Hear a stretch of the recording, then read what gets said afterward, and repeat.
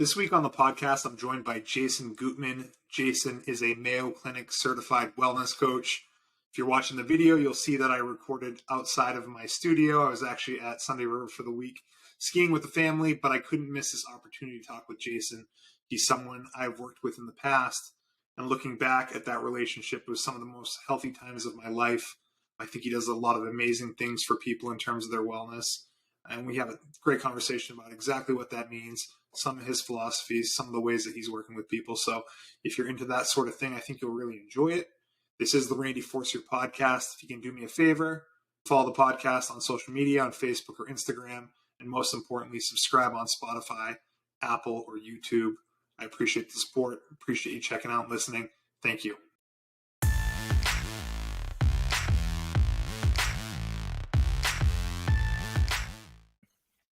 Going to dig right into things. You're a certified wellness coach. I want you to tell me what inspired you to become a certified wellness coach and what your background is in health and wellness. Yeah, let me give you the short answer first, and then maybe the slightly longer, and then we can go in as deep as you want to go. Sounds good. Short answer is I've had some experiences in life that have shown me personally the value of wellness. And those have intersected with seeing other people struggle with wellness, both family members growing up, becoming an adult age, and also professionally seeing that there's a real gap in our culture between people generally knowing what to do in terms of taking great care of themselves and being able to do it. And that in the shortest version is what led me to becoming a wellness coach, is that I wanted to be able to make an impact in people's lives in a way that there isn't a lot of help out there. There's a lot of information. There's a lot of what I'll call like pop psychology, sort of like, just do it and things like that. There's not a lot of full-throated help with how to form self-care habits and how to take great care of ourselves. And that's what I'm able to do. And at this point, I'm grateful to have what I would consider, not a job, but an avocation. I love it. I love every part of it. And that's a good start, I think. Yeah. Now, how long have you been doing it for? I would consider myself a wellness coach in one form or another my entire adult career, which is about 20 years now, since I got out of graduate school. But in this form for about 13 years. Before that, I was more helping athletes to reach performance goals. Yep. The angle I was taking was a wellness angle, seeing that a lot of athletes had a tendency toward overdoing things, getting injured a lot, burning out, and coming up short on performing as well as they could. But at some point, it became important to me to shift from working with that population to working with what I would call the every person. General public. The general public and people who have this very common set of problems, so common that it's become normalized in a sense. And that's the common, what we call metabolic biometrics. That's our blood sugar levels, our blood pressure, our blood cholesterol levels. Often tangled into that conversation is weight.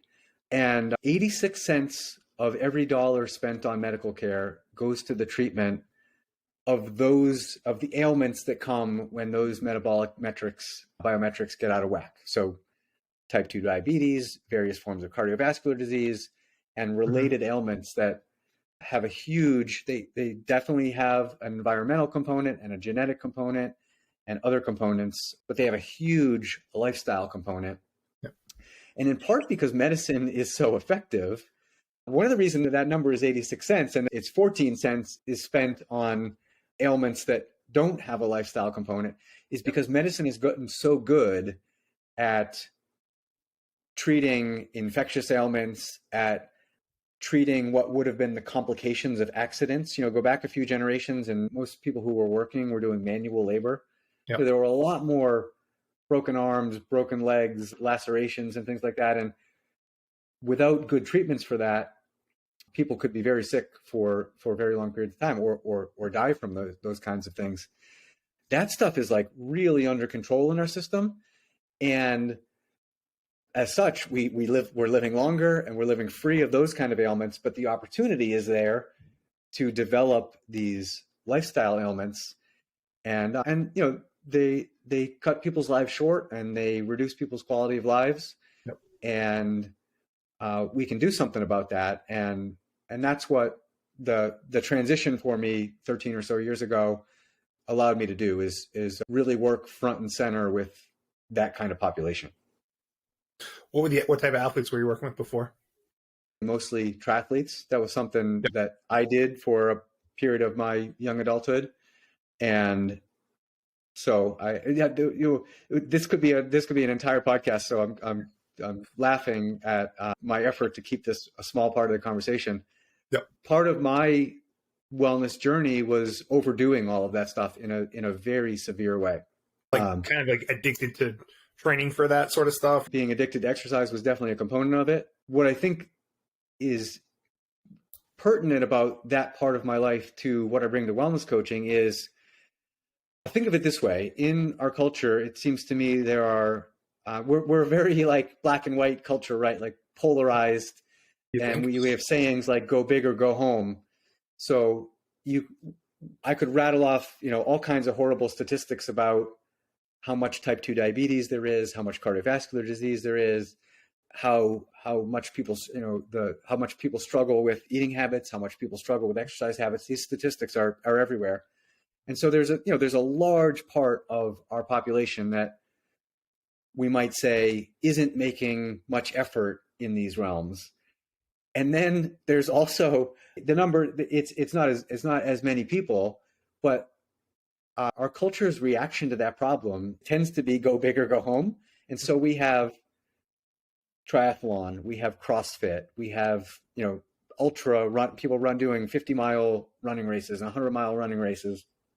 And what we know from scientific evidence is that the overdoing it, this blows people away. And if anyone listening wants to see scientific papers, I'm a stickler for that. If I talk about scientific evidence, I can back it up with a scientific paper, that exercising excessively is as dangerous as being sedentary. Cuts the same amount of years off your life if you were to do it for as long of a period of time.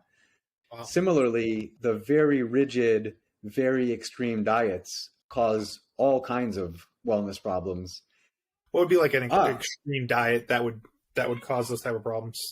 Good example would be like super low energy diet, and energy is the more all-inclusive term for what people call calories. Yeah. So people eating, 1,000 kilocalories a day.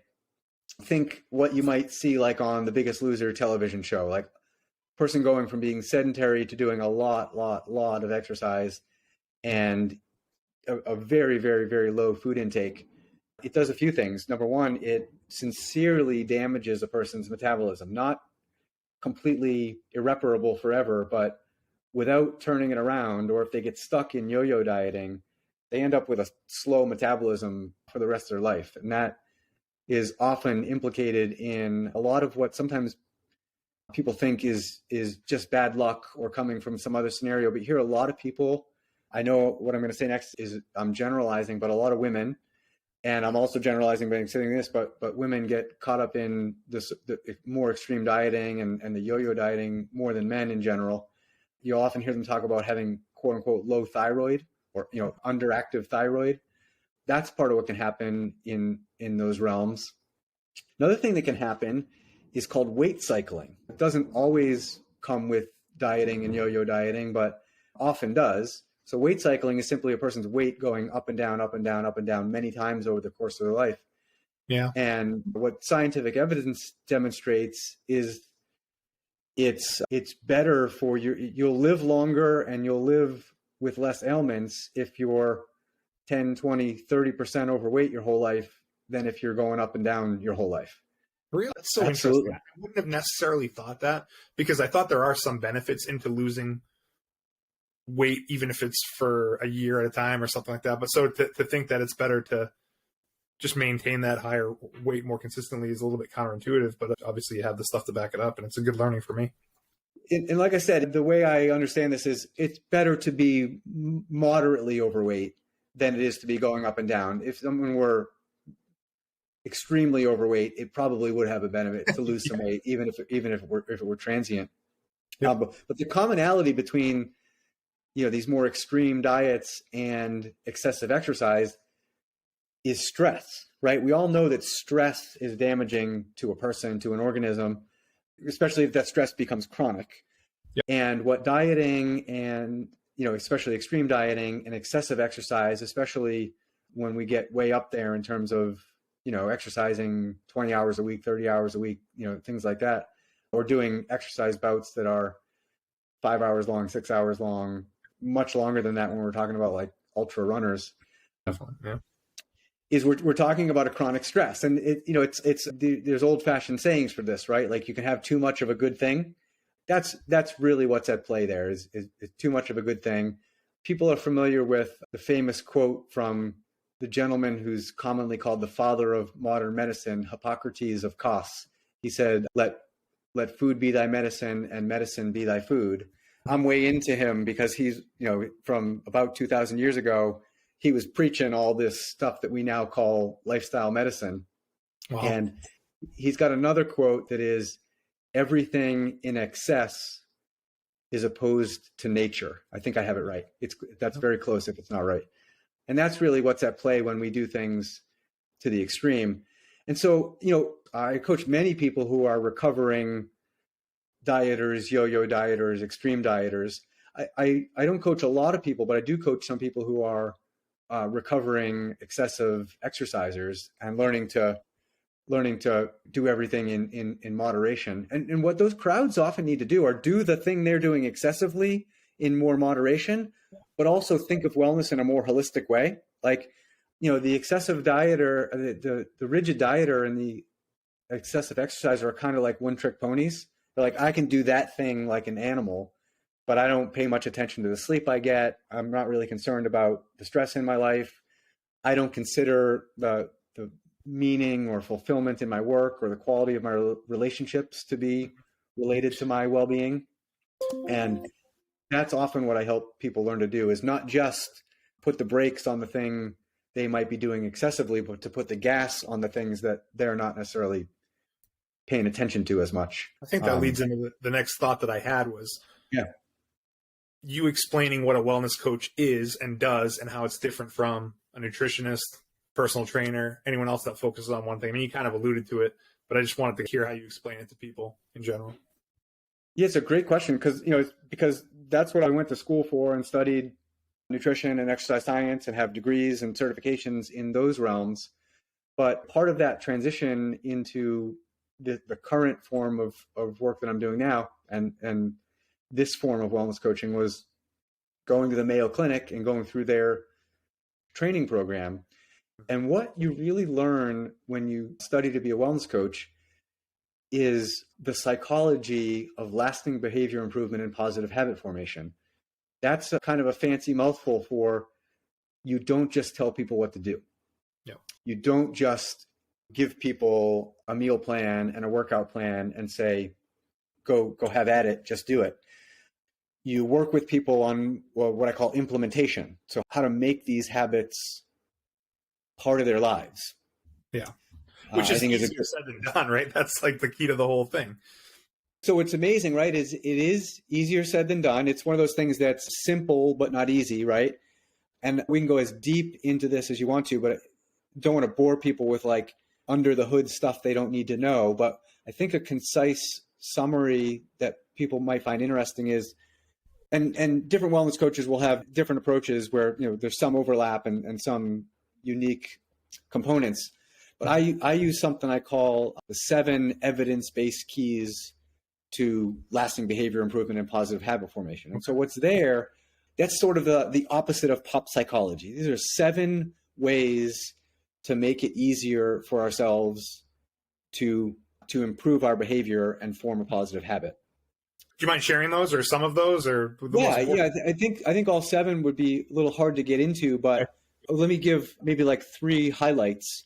Yeah. So one is once you're very clear on what you want to do. So this is actually one of them. Get very, very, very clear on the habit you want to form. So for example, a person isn't going to make much headway if I say to them, what do you want to work on in the next month? And they say, I want to eat better. It's just Super not specific enough, right? So you want to have ideas like, I want to eat at least a cup of vegetables with at least 2 out of 3 meals a day, at least 5 or 6 days a week. Yep. This is something it's something more specific that a person can work on, because it's too easy to get distracted from my mission this month is to eat better. But it's not hard to get distracted. It's easy to stay focused on a more specific target, because you can measure it, you can talk about it, you can assess it, all those kinds of things. So get very specific. I feel like that applies to things more than just health and wellness. I think of that in my business. Like if I have a business goal, it's better if I'm very specific on what that business goal is. I want to do, X amount of loans per month, as opposed to I just want to do more loans. It's a little bit easier to track and work towards. And then same thing, if you've identified that if you have 2 meetings a week with real estate agents, you're more likely to meet your amount of closings you want to meet. That's a more specific thing than I'm going to do more networking, or I'm going to work on my marketing. Kind of, you know what I mean? So you got to be working on very specific habits. Step 2 is you've got to get very clear on, and in the course of working with someone, we'll tackle one of those at a time, and we'll do dozens of them over the course of 6 months of wellness coaching.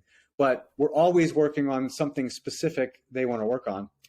Then you want to get very clear on why that's important to you. A good question to ask yourself is, what will this bring to my life? And again, the clarity is the important thing, because if people are like, well, I think I'd be healthier. I think I'd feel better. That's not generally gonna drive someone to take action on that thing. So just like, your example of doing more closings, that I backed up into doing more meetings with real estate agents, you would want to ask yourself, why do I want to do more closings? And why do I want to have more meetings with real estate agents? And what I want to emphasize is the personal reason for doing things is extremely important. So some clients will say to me, I want to improve my eating habits because I hurt myself skiing last year. Part of it is I'm probably 20 or 30 pounds overweight, and I know if I could lose the weight, my recovery from my knee injury would go faster, and I'd be able to get back to skiing faster. That's why I want to do this.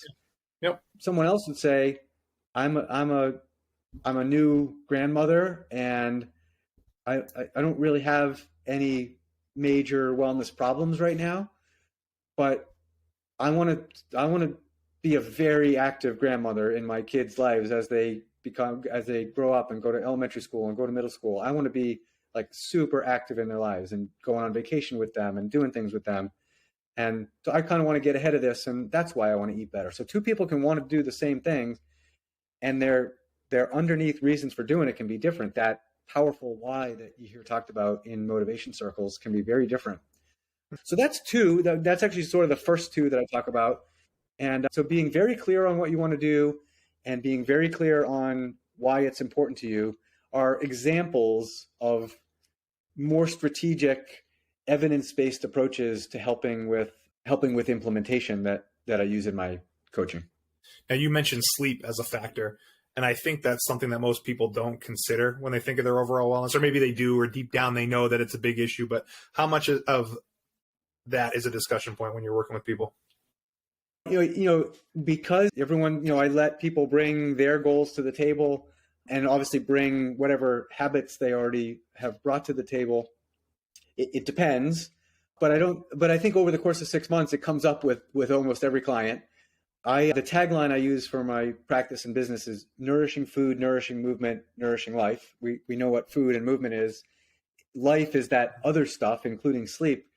And this is hard to fully quantify, but my best estimate would be that our well-being, both in terms of outcomes, like whether we get some of these preventable ailments or not, and how good we feel at this time in life, I think it's fair to call them about a third attributable to each of those areas. Yep. Sleep is the important thing. A couple of important ways to think about sleep. One is the most overarching way to think about sleep is that you know, the idea from, it's most common from strength training, is that when we exercise, we are actually breaking down tissue. Yeah. And that, like, if you looked at your muscle cells under a microscope after you did some strength training, or really after doing any exercise, they would look broken. They would look like they were damaged. And even in the things we do in daily life are creating micro damage throughout our bodies. And then sleep is just the time when all of that gets repaired. Yeah. And so you can think of not getting enough sleep as not getting enough repair. Yeah. And if that disrepair accumulates, that's essentially what waning wellness looks like, or waxing sickness looks like. It also is interesting for people who are thinking about weight loss and or thinking about eating habits, whether it's related to weight loss or not, because when we don't get enough sleep, we dysregulate some hormones in our body that are related to feeling hungry and feeling full. So when we don't get enough sleep, all other factors being equal, we're driven to eat more. We're driven to eat more junk food. We're driven to eat more sugary food, only because sugary food and junk food will balance those hormones faster. So that's so interesting. Yeah, they did in a scientific study. It plays out like this. So two crowds. You do the experiment twice. One time you go to a supermarket at 8 a.m. after 8 or 9 hours of sleep. They give you $100 and they say, go spend $100. Then you come back a week later and they sleep deprive you, so you only get like 3 or 4 hours of sleep. Go to the supermarket, same time, same $100, and they say go shopping, and you end up with more kilocalories and it's more junk. No one knows exactly why this happens, but the best theory is in the direction of, in the environment we evolved in, if you were sleep deprived, it meant you were separated from your fellow humans as a hunter-gatherer, and you weren't finding food or something like that. And so if you had the opportunity to find energy-dense food, you would absolutely just go for it. Take that. Yeah. That's super interesting. What does it look like to work with you? Right? If someone's like, Jason, I'm going to hire you, I want to start a wellness plan. What does that look like? Is that meeting up front? Is that meeting on a weekly basis, monthly basis? What does that whole thing look like? Almost always create an arrangement where I work with someone for 6 months. Mm-hmm. That 6 months, the idea behind 6 months is teaching someone how to fish, not giving them fish. The idea is most people with a good 6 months together can learn sustainable practices around food, movement, and other forms of self-care. And then that we do is I break the 6 months down. I essentially have like small, medium, and large arrangements. So we could meet once a month for 6 months, twice a month, or 4 times a month. Yeah. Most of the people I work with do twice a month, and that works the best for most people. Some people need more, and some people can get away with a little less. And what we're doing are having conversations that go deep into those 7 evidence-based keys we started to touch on, and also go deep into some areas we haven't got into today much, which are I'm really getting to know and helping a person get to know their values, interests, and strengths. This is a big part of what makes action and habits sustainable, is that a person, it's tied to their values and interests and strengths, or it's tied to their identity. They're doing it for themselves, and they're doing it in a way that is aligned with themselves, if that makes sense. Yep. And so we're having conversations about that in our sessions, and then we're making a wellness plan. A wellness plan is an action plan that usually includes action steps around food, movement, and other.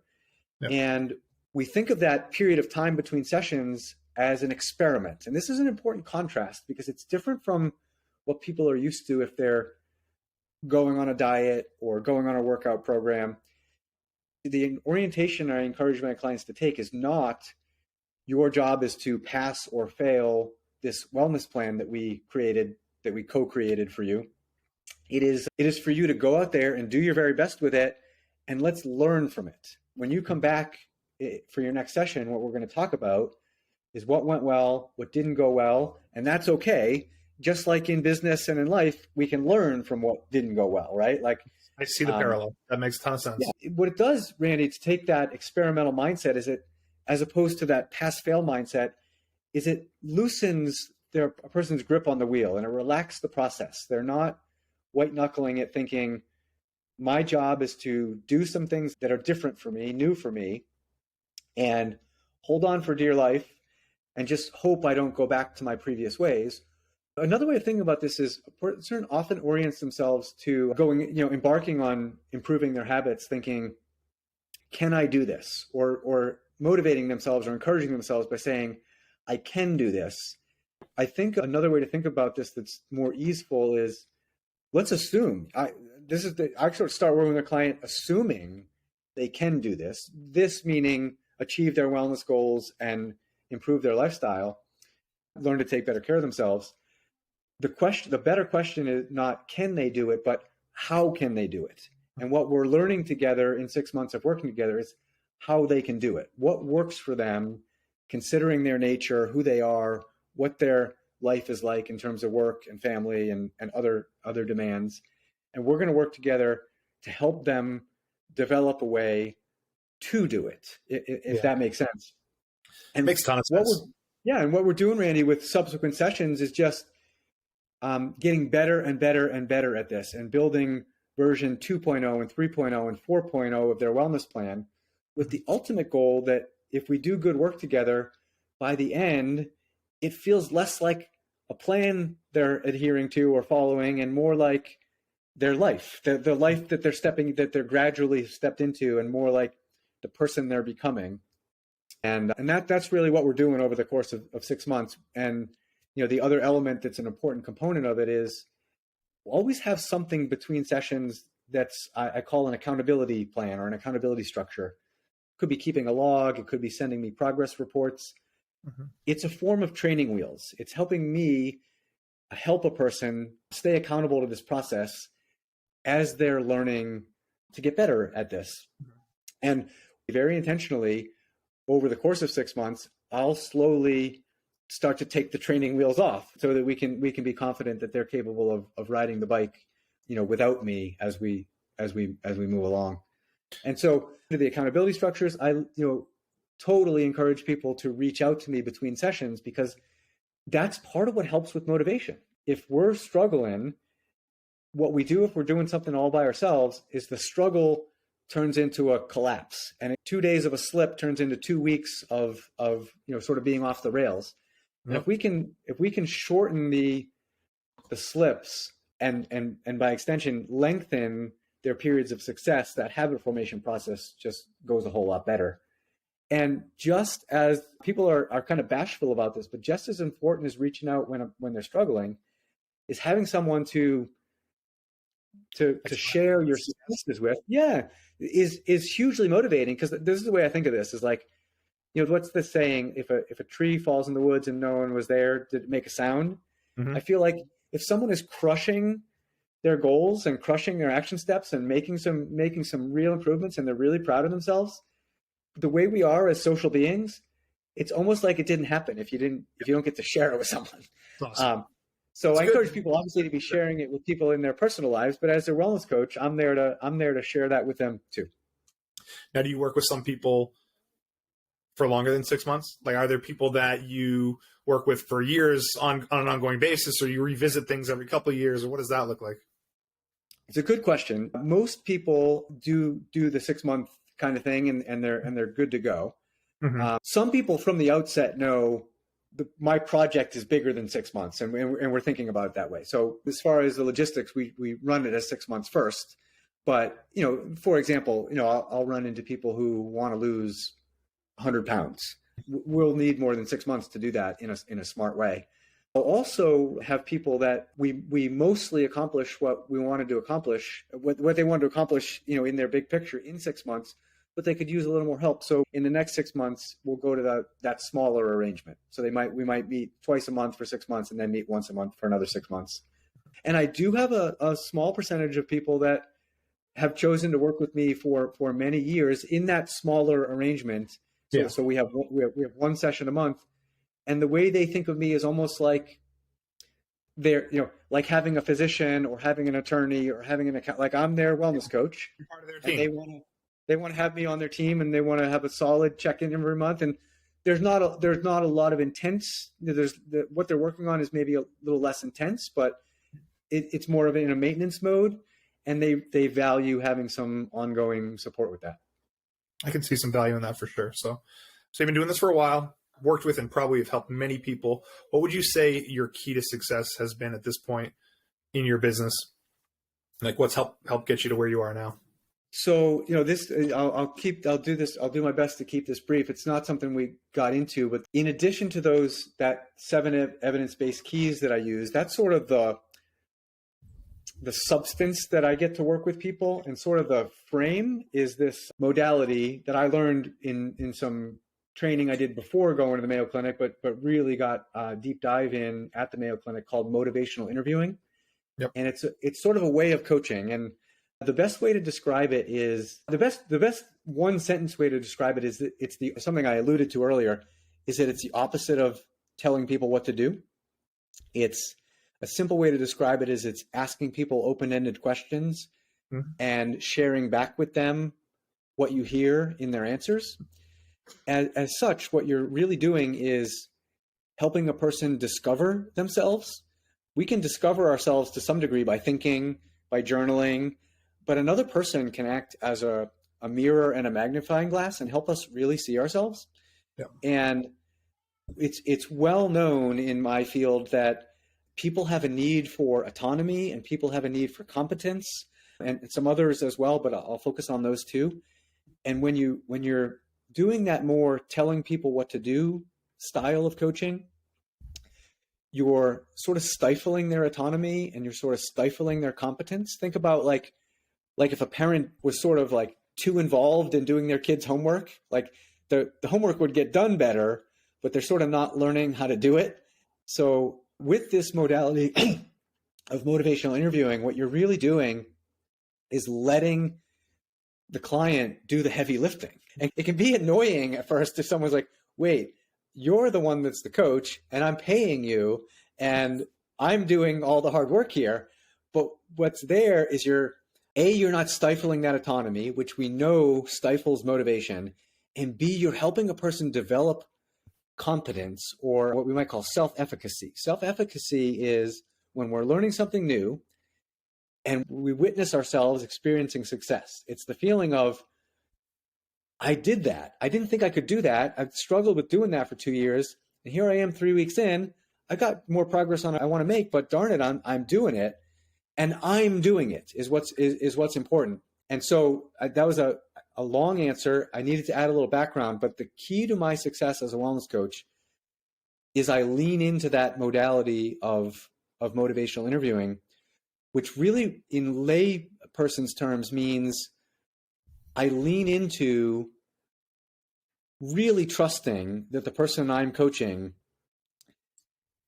can solve their own problems and can create the life they want to live if they're given enough guidance and support, and that I don't need to do more than I need to do to sort of help them discover how they can do that. I know that's might be a little abstract, but I hope some of that makes sense. That was awesome. Totally Okay. Unexpected response, but it makes a ton of sense when I hear it coming from you, given what you do to help people. So I Cool. appreciate you sharing it. As we wind down, what's the best way for people to find you? Website, social media? I am making, or I'm having made for me a very new, super duper website. I wish it was ready to release today, but it's not quite. In the meantime, I'm all over social media, and the best place to find me is on LinkedIn. So if anyone just looks up my first and last name on LinkedIn, they'll find me. And I think they'll enjoy what they find on LinkedIn. This year I'm posting daily. Yep. So I have cool posts that range from wellness kind of things, like things about nutrition and exercise and sleep and rest and other aspects of holistic wellness. I also post about lasting behavior improvement and positive habit formation and post tips about that kind of stuff as well, which I think people find very interesting. Awesome. I'll be sure to share that too. So thank you so much for coming on. It was awesome talking with you. There's so much information. I feel like we could have dug into so much and talked for another hour or so, but very good information. Be sure to spread the word, and appreciate all that you do. My pleasure, Randy. Thank you very much for having me. Awesome. Thanks, bud.